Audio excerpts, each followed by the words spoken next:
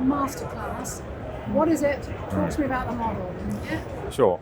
So, I mean, what we have up until now in the UK and Europe has been largely regulatory APIs in terms of open banking. So the regulators have said to banks, you must provide this API, you must provide it free of charge, without contracts, etc. Premium APIs are where you extend the functionality of those APIs beyond the regulatory requirement, beyond what's the mandated minimum, and therefore the banks have got an opportunity to monetize that. And that could be providing it, I mean, potentially open finance could entirely be a premium API model. In some markets, we're seeing the entire payment APIs being proposed as a premium API model, that banks can offer any sort of payment API for a commercial charge. So it makes a lot of sense to have this construct of premium APIs, because banks are then incentivized to do good APIs because they can monetize them.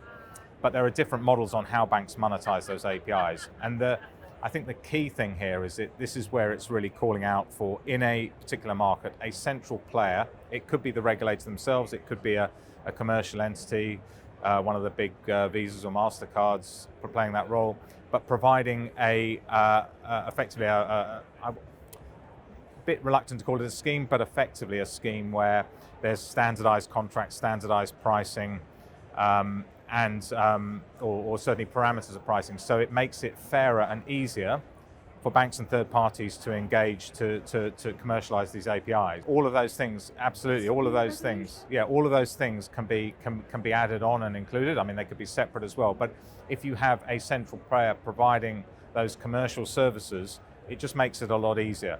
Because one of the challenges we've seen, for example, in the US, is they have got now an emerging standard, the Financial Data Exchange FDX standard, and a number of banks are starting to build to and implement that standard, actually quite a large number, but it's difficult for the banks to enter commercial contracts with a large number of smaller FinTechs. So they tend to prefer to do contracts with 2 or 3 of the larger players in the market, which is one model, but a lot of people don't think that's particularly fair and doesn't necessarily encourage innovation. So having a central player or players in a market that provide these commercial frameworks, and including, as you said, liability, dispute management, I think makes a lot of sense.